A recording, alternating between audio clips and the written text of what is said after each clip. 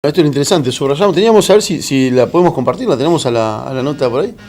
Ahí está, la preocupación de Mauricio Macri, y básicamente lo que plantea Bonelli ya en el título mismo de la nota es cómo tapar un agujero gigantesco, de muchos millones, y allí tenemos un par de parrafitos interesantes. Dice: Mauricio Macri tiene decidido avanzar en una corrección fiscal después de las elecciones de octubre. ¿Para qué? Para ajustar los fuertes desequilibrios macroeconómicos. La decisión se la adelantó a varios íntimos que lo visitan en la Quinta de Olivos. También le transmitió a figuras internacionales que lo consultan por la inviabilidad del déficit. Macri a todos les dice: primero ganar las elecciones y después profundizar sus ideas económicas. Bueno, lo que además muchos plantean abiertamente y lo que también plantean como el motivo por el cual fueron a varios funcionarios del gabinete de Mauricio Macri, de alguna manera porque se negaban a profundizar algún ajuste, además como si los ajustes tarifazos y demás que tuvimos hasta ahora fuesen suaves, ¿no? o moderados. Bueno, lo que está planteando eso es claramente esto, es ganar las elecciones y después entrarle fuerte al ajuste porque necesita frenar el déficit, y la idea es por el ajuste frenar el déficit, es ajustando los gastos. Y cuando decís gastos y estás hablando de un Estado, normalmente se traduce a bolsillos más chiquitos, más flacos de los que menos tienen. El déficit que se ha convertido en una especie de riesgo país del 2001, ¿se acuerdan? Sí, claro.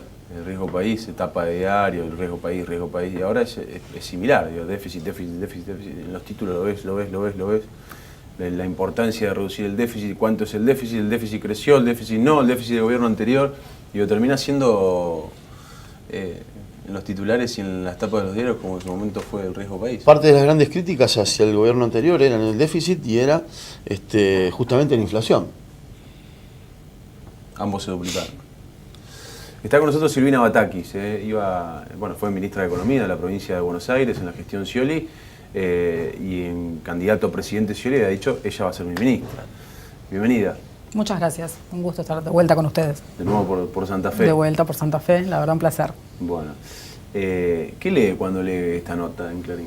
La verdad que primero no me sorprende porque en realidad ya lo había dicho el ministro de Finanzas cuando estuvo en Estados Unidos hará 2 semanas, en una ronda de inversores y de analistas internacionales. Él dice eso: hoy no estamos profundizando el ajuste porque necesitamos ganar, y una vez que ganemos vamos a profundizar el ajuste.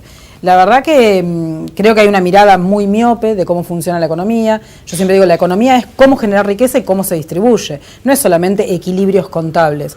Y por supuesto que uno necesita estos equilibrios contables si quiere hacer un desarrollo sostenible en el tiempo, pero uno, estas cuentas, estos equilibrios contables, los puede hacer o ajustando o agrandando la economía. Y creo que se optó por el camino de achicar la economía, y esto hace como desencadena básicamente en estos comentarios, pero creo que había una opción de agrandar la economía. Argentina creo que tenía todo preparado como para empezar a mirar el lado productivo, el lado de la oferta, y esos espacios productivos más grandes le permiten al Estado también tener espacios fiscales más grandes para achicar el déficit público y para mejorar la calidad de los servicios públicos. Porque uno cuando habla de gasto en el Estado, en realidad está hablando de mucha población, pero también habla de servicios que son inversión para un país, como son la educación o la salud, por ejemplo. ¿Cuál es la fórmula? ¿Puede un país vivir en déficit durante un tiempo prolongado? ¿Es realmente como se presenta?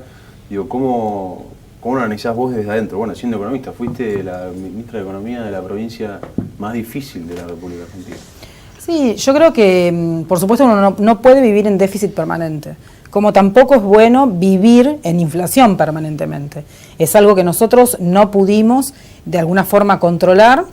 Y en general los argentinos, tenemos mucha historia de inflación, otros países han podido controlar su inflación y también controlan el manejo del déficit. El manejo del déficit lo que quiere decir es que en momentos donde el sector privado se retira de la economía, el Estado tiene que estar, y que ahí el déficit aumente o el déficit se presente, la verdad que no es malo porque el Estado tiene que ser contracíclico. Entonces, cuando hay años de déficit, algunos años de déficit, no es malo porque uno está invirtiendo para agrandar el espacio productivo. El problema es cuando ese déficit no es para agrandar el espacio productivo y el déficit pasa a ser algo recurrente. La verdad que uno no puede vivir permanentemente en déficit. Cuando estaban en campaña electoral con Scioli, ¿Qué charlaban de la economía? ¿Qué diagnóstico tenían de las cosas que decían, esto hay que cambiar porque esto está agotado, hasta acá llegamos con esta idea, esto hay que cambiar? Además, ¿cuál era el diagnóstico del cuadro de situación que hacían? Al margen de cuáles eran las medidas, que después te voy a preguntar, pero ¿cuál es el diagnóstico que hacían de la situación? Nosotros siempre tuvimos una visión muy estructural de la economía, ¿sí? El funcionamiento de una economía compleja, pero que es sistémica, ¿sí? Básicamente. Entonces, en ese mirar la economía, la macroeconomía y el sector público tenían sus problemáticas, muchos puntos que quizás había que resolver. Las tarifas era uno de esos temas que uno tenía que abordar rápidamente, pero no solamente por la tarifa, sino por la inversión energética que necesitaba nuestro país, eran las dos variables.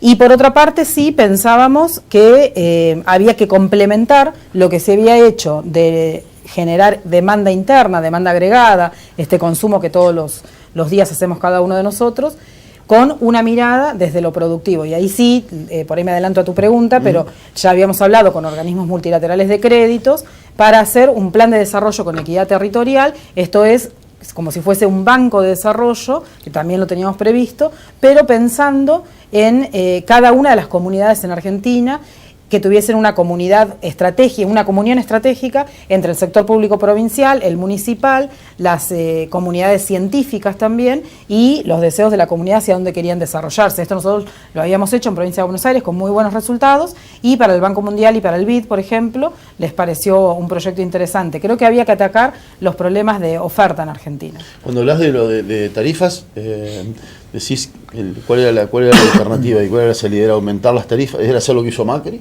No, a ver, en esto me parece que como en cualquier profesión uno siempre tiene alternativas. Sí. No es que algo era inevitable que había que hacer. Ninguna de las medidas que se tomaron hasta ahora en el gobierno es que eran inevitables. Siempre hay opciones, como en cualquier otra profesión. Ustedes acá tenían la opción de invitarme a mí o invitar a alguien más y decidieron. Digo, uno siempre toma decisiones económicas. Incluso un médico, digo, hablando de diagnóstico, incluso un médico después te puede, ante un mismo diagnóstico te puede recetar una cosa u otra. Exacto, entonces digo, había medidas que uno podía tomar en forma distinta. Respecto de las tarifas en particular, nosotros lo que habíamos hecho un análisis social y un análisis productivo. Ajá. Y en este análisis productivo lo que nosotros veíamos es que necesitábamos a nuestra producción todavía que recorra un camino con algún tipo de subsidios, pero algún tipo de producción y otros no. Y en el tema social, lo mismo. Había muchos sectores que todavía necesitaban la tarifa social y otros no, pero no como se hizo como una medida general. La verdad que las medidas generales en general no terminan siendo buenas para nadie, excepto para algunos muy poquititos que tienen algún beneficio. Cuando uno elimina retenciones, lo que hace, cuando elimina retenciones en forma generalizada, lo que hace es beneficiar a un sector económico en particular, a algún sector productivo en particular, y dentro de ese sector productivo al que tiene más espalda financiera, porque digo, en el sector sojero, por ejemplo, se vio beneficiado con la disminución de las retenciones, pero también hay pequeños productores que no vieron el beneficio. Entonces, las medidas generales no terminan ayudando a quienes más necesitan de la ayuda y también, digo, perjudican a otros sectores como pudo ser el avícola, el lácteo, etcétera. Silvina, siguiendo con la pregunta de Juan Manuel Berlanga, en ese diagnóstico que hacían con Scioli en el marco de la campaña, ¿incorporaban el saneamiento y clarificar los números del INDEC? Porque fue una crítica fuerte que se le hizo a la anterior gestión. Claro, los números daban 10% de inflación anual y 30% de la negociación paritaria. Era muy buena la negociación paritaria, pero no encajaba, digamos, en ese 10% que marcaban la inflación. ¿Estaba previsto corregir esto? Sí, en primer lugar, los gremios no son tontos, ¿no? Cuando uno hace paritarias... Es porque saben que la inflación real era del 30%. Seguro, digo, no es que uno es bueno y dio 20 puntos por encima de la inflación. Por digo, supuesto. Cuando uno hace paritarias, uno se sienta a negociar con mucho respeto con ellos, que es algo que por ahí no se está dando en Provincia de Buenos Aires, no sé cómo está funcionando acá, pero digo, siempre en el marco del diálogo, del respeto entre todo lo que está pasando en la economía. Y en ese sentido nosotros estábamos convencidos de que la Provincia de Buenos Aires tenía que asistir a un modelo de desarrollo en donde el consumo fuese este motor de la economía. Entonces las paritarias siempre estuvieron en forma real por encima de la inflación. Hubo un año nada más en donde estuvieron 0,5% arriba de la inflación, que la verdad no fue muy difícil para las finanzas de la provincia, pero siempre estuvieron por encima porque creíamos en este modelo también, de que la demanda interna en Argentina es necesaria. Respecto de las estadísticas, nosotros siempre fuimos fanáticos de las estadísticas. Nosotros en la Dirección de Estadísticas de la Provincia de Buenos Aires no solamente hicimos crecer la cantidad de trabajos que se hacían, sino que además certificamos normas de calidad, por ejemplo, y hemos recibido premios. O sea, nosotros estamos convencidos que si uno no tiene estadísticas es muy difícil planificar las políticas públicas, porque si uno sabe que hay pobreza, pero no saben dónde está radicada esa pobreza, y no sabe si esa pobreza es por falta de educación del jefe de hogar o por hacinamiento, no se sabe cuál es la política que tenés que diseñar. Un Estado sin estadísticas, la verdad, que anda medio a tientas en la economía. Es necesario tener y ese Estado que amplió los márgenes de la economía, si se endeudó fue para justamente posibilitar que la disminución de la capacidad ociosa de las industrias. ¿Por qué terminó con un 30% de pobreza y con un 30-35% de economía informal, de empleo informal? ¿Por qué? Bueno, vos debes saber, las estadísticas a nivel internacional también están reguladas. Cuando uno mide, por ejemplo, la deuda, el stock de deuda de los países sobre su Producto Bruto, la metodología es una metodología internacional que los países que suscribieron al Fondo Monetario, al Banco Mundial, a Naciones Unidas, tienen que cumplirla. Entonces, cuando vos mirás que Argentina tenía, según el Banco Mundial, un stock de deuda del 28% sobre el Producto Bruto, lo podés comparar con el 100% de Estados Unidos, el 105% de Inglaterra, el 118% de Japón, por ejemplo.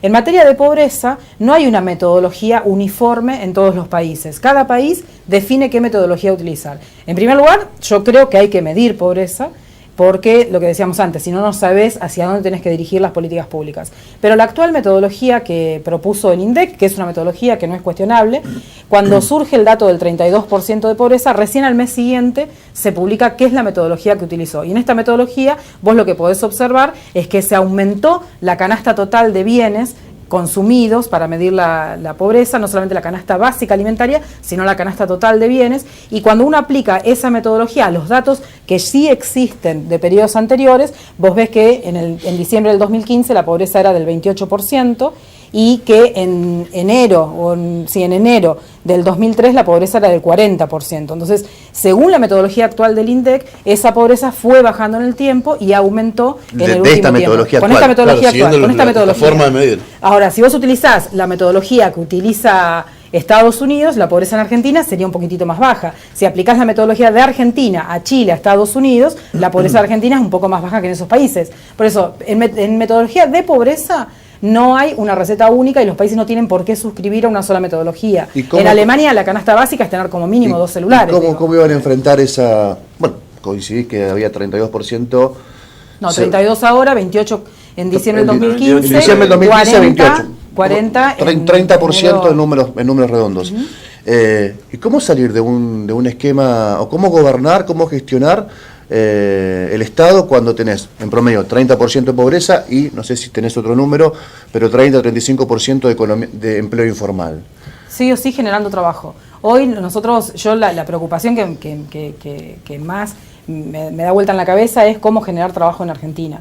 Cuando vos tenés un gobierno que toma decisiones económicas y que con estas decisiones económicas uno da cuenta de que efectivamente están pensando a una Argentina agropecuaria o financiera, la verdad que esto no alcanza para incorporar nuestra demografía en el sistema laboral, en el sector laboral de Argentina. Por supuesto que el campo genera trabajo, que el sector financiero genera trabajo, no digo que no lo generen, pero no alcanza.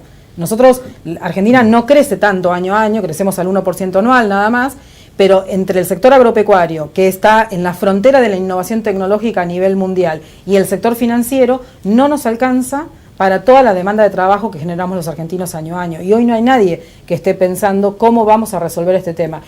Hoy asistimos a suspensiones, despidos, cierres de pymes, que naturalmente es el sector que genera trabajo. Nosotros en economía siempre decimos, al sector agropecuario le pedimos divisas y al sector industrial le pedimos trabajo, porque siempre hubo un esquema de subsidiar a la industria porque necesitamos generar trabajo. En este gobierno lo que se cree es que si no hay una tasa de rentabilidad, de competitividad similar a la que tiene el campo, hay que cerrar. Yo creo que la responsabilidad del gobierno es una decisión política y no económica seguir generando trabajo.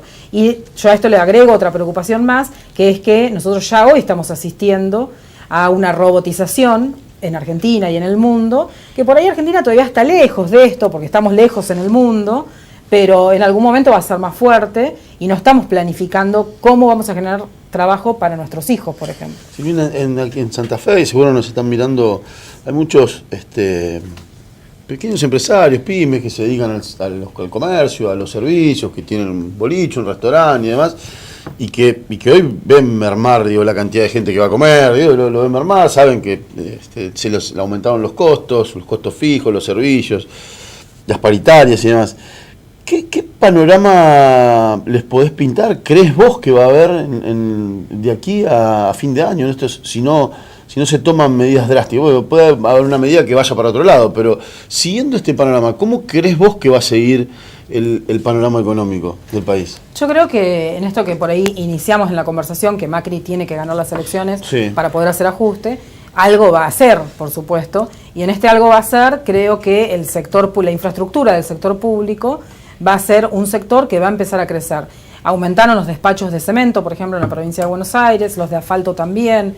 Entonces creo que en el corto plazo va a haber como un rebrote de actividad, primero porque el campo va a seguir produciendo bien, el sector financiero también, y seguramente como el año pasado fue tan malo, entonces este año va a mostrar alguna tasa de crecimiento que puede ser del 1,5%, no más que eso. El Estado va a salir a hacer gasto de inversión. El Estado va a salir a hacer mucha infraestructura pública y la infraestructura pública, por supuesto, tiene encadenamientos que generan a otros sectores algún tipo de actividad. Y bienvenido, digo, a mí igual me sigue preocupando más la mirada de hacia dónde vamos como argentinos, ¿sí? Porque si solamente vamos a tener al sector agropecuario, el sector financiero y de vez en cuando un Estado presente que hace obra pública, eso me parece que no nos posiciona ni regionalmente y ni siquiera resuelve el tema del empleo de estabilidad, del empleo de calidad para todos los argentinos. Silvina, vos me vas a corregir si me equivoco. Cuando se aplica la ley de blanqueo se establece un plazo de 6 meses para que los que blanquean la plata la pongan en el banco y después de cumplidos esos 6 meses la saquen y la inviertan. Es así, ¿no? En términos muy generales. Sí. ¿Qué pensás que va a pasar con esa plata? Porque esos 6 meses se cumplen ahora, en mayo, junio. Sí. ¿A dónde va a parar esa plata? Depende también de en el momento que se ingresó, pero sí, ya se está venciendo.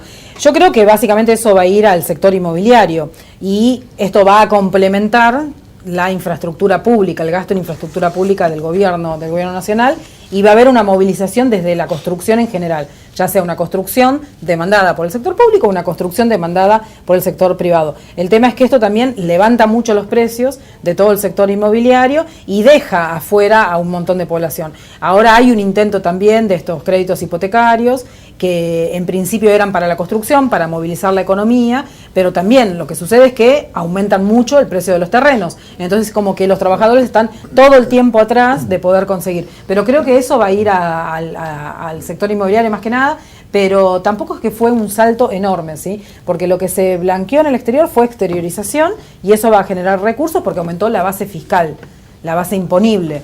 Pero lo que hubo de blanqueo directo de dólares, que es lo que se libera ahora, no es que fue un salto enorme para la economía argentina. Se blanqueó pero no vino la plata. La exteriorización fueron 118 mil millones de dólares, pero se exterioriza o títulos públicos o viviendas en el exterior o lo que fuese, o inversiones en el exterior, como seguramente China habrá exteriorizado su inversión en Houston, digo. Claro. Pero no llegan los dólares acá. ¿Estás de acuerdo con los blanqueos?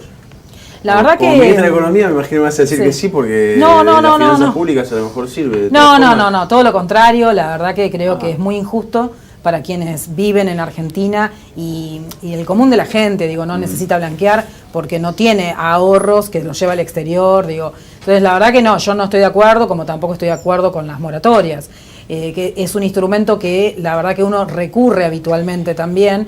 Pero la verdad que no estoy de acuerdo. Nosotros discutíamos mucho el tema de las moratorias en la provincia de Buenos Aires y, para ser honesta, digo, hemos recurrido a hacerlos porque ingresa dinero, pero conceptualmente yo no estoy de acuerdo. Me parece que rompe los incentivos correctos para que la gente esté en blanco, para que la gente pague sus impuestos, etcétera, etcétera. También es cierto que de parte del Estado y de parte nuestra, para hacer un mea culpa, nosotros no dimos la discusión de la revisión del sistema tributario argentino. y necesitamos revisarlo. Implementaron un blanqueo, de hecho. Sí, sí, pero además de eso, necesitamos, porque ¿por qué vos decidís evadir los impuestos? Porque evidentemente está funcionando mal el sistema tributario y el sistema de penalidades de control de control del sistema tributario. Y Argentina es uno de los pocos países federales que hay en el mundo. De los casi 300 países que hay en el mundo, solamente una veintena son federales. Son mucho más complejos los países federales, pero los demás países fueron resolviendo los temas de coordinación fiscal. Y nosotros nos cuesta todavía eso. Cuando viene un inversor y te pregunta dónde invertir o cuánto va a pagar de impuestos, le tenés que decir, ¿a dónde? En Santa Fe, en Buenos Aires, en Corrientes, es distinto. Ahora, en Santa Fe, en Rosario, ¿se paga lo mismo que en la ciudad de Santa Fe? No. ¿Que en Sauce Viejo, que en San Javier? No, tampoco, que en Rafaela.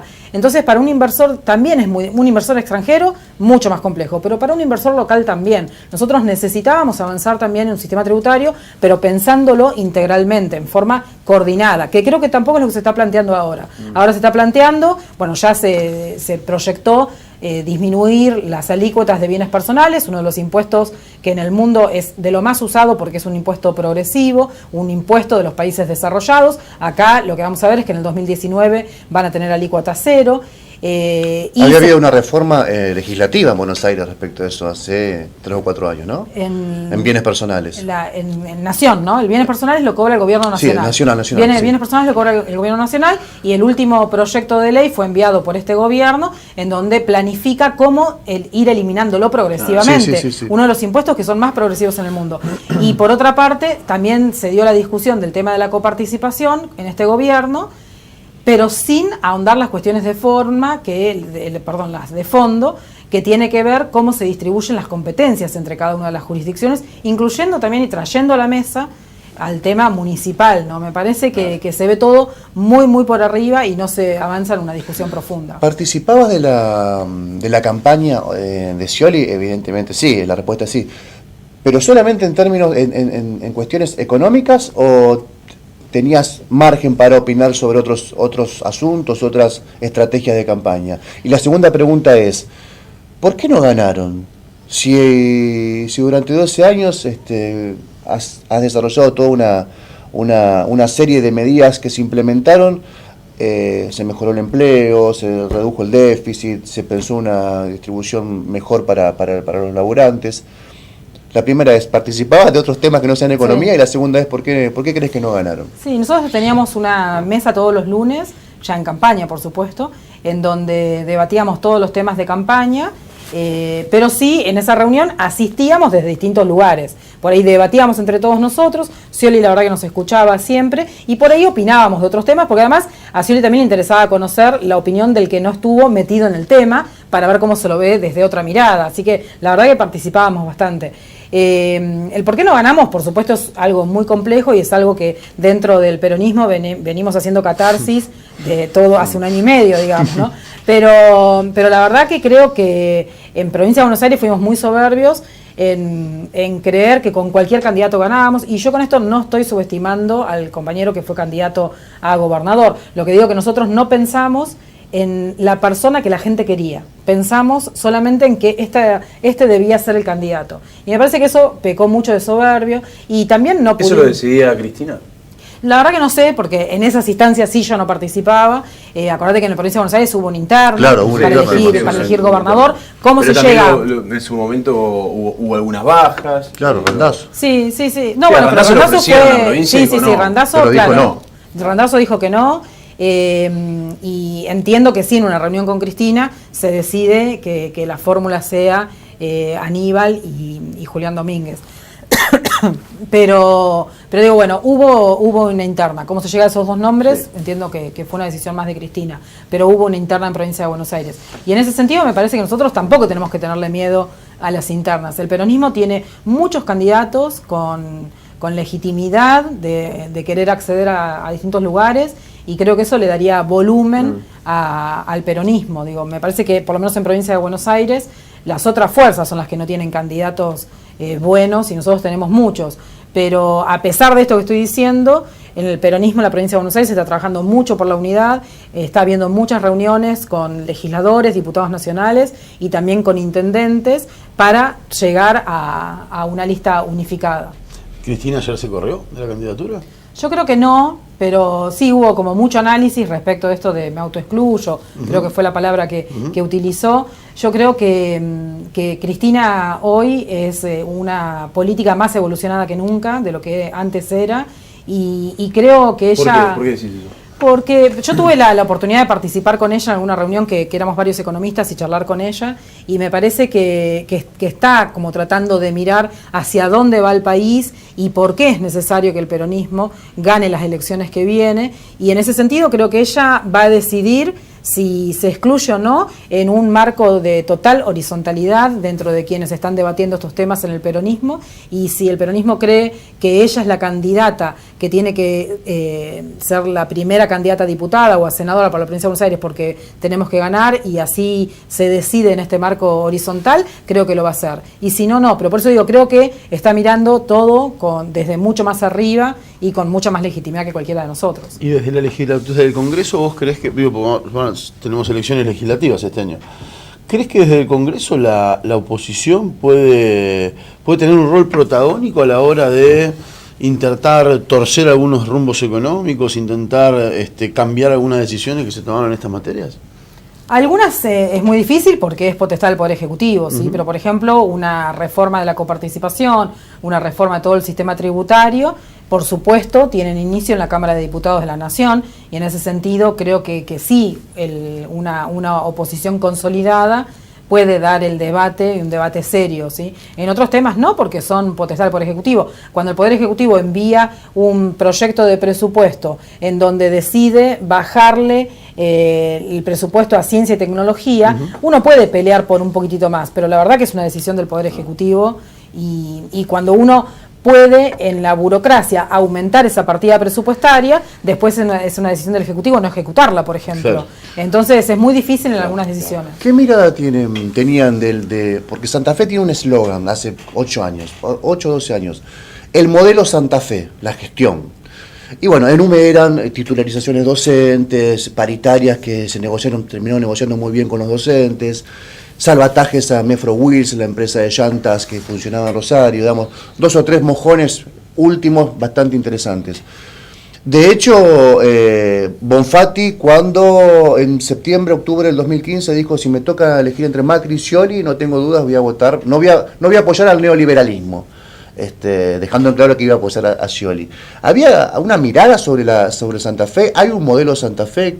¿Qué visión tenían ustedes de la provincia? Sí, nosotros siempre tuvimos una mirada muy de las provincias. En ese sentido, es como raro que los economistas territorialicemos las cuestiones económicas. Y yo creo que es un error de muchos de los economistas de mirar todo desde Buenos Aires y pensar solamente en la macroeconomía, en los equilibrios contables. Digo, porque el equilibrio contable termina afectando a personas de carne y hueso que están en un territorio determinado. Pero vos en un momento habrás dicho, bueno, provincia de Buenos Aires la conozco de taquito, ahora tengo que empezar a conocer las otras regiones. Y por eso estuve acá, también claro. Recuerdo, yo estuve varias veces acá en Santa Fe, pero también en otras provincias, y uno necesita conocer cómo es el entramado productivo, cuáles son las potencialidades de esa provincia y cómo en ese entramado también se inserta las cuestiones institucionales, que son sumamente importantes, porque cuando uno quiere desarrollar un modelo productivo, no puede caprichosamente decir esto se hace así, porque hay un poder institucional, no solamente me refiero al gobierno, sino a las instituciones que son las que van a llevar adelante esos proyectos. Entonces nosotros efectivamente hemos estudiado todas las provincias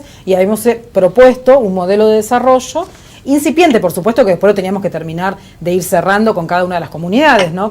De las comunidades locales. Pero sí teníamos pensado un desarrollo. Santa Fe tiene una particularidad muy similar a lo que tiene, si se quiere, provincia de Buenos Aires, que es una provincia muy heterogénea entre el norte y el sur, una provincia urbana pero rural, una provincia con mucha pobreza y con mucha riqueza, una provincia que concentra la industria en determinados lugares, y por ejemplo la ciudad de Santa Fe, que prácticamente no tiene industria o tiene muy poca industria porque está localizada en otro lado. Entonces yo creo que necesita Santa Fe, lo mismo que otras provincias, equilibrar el territorio, tener una mirada de desarrollo equilibrado, de desarrollo territorial, porque tenés poblaciones que son expulsoras de población. Y nosotros lo que decíamos cuando por ahí implementamos un proyecto similar en provincia de Buenos Aires es, aquel que decida irse de un lugar a vivir a otro porque lo decidió, porque le gusta más, bienvenido, pero no que sienta que es expulsado del lugar en donde nació, en donde quiere quedarse y no tiene una oportunidad para hacerlo. Uno tiene que desarrollar también esos deseos de la comunidad, entender cuáles son los deseos de la comunidad.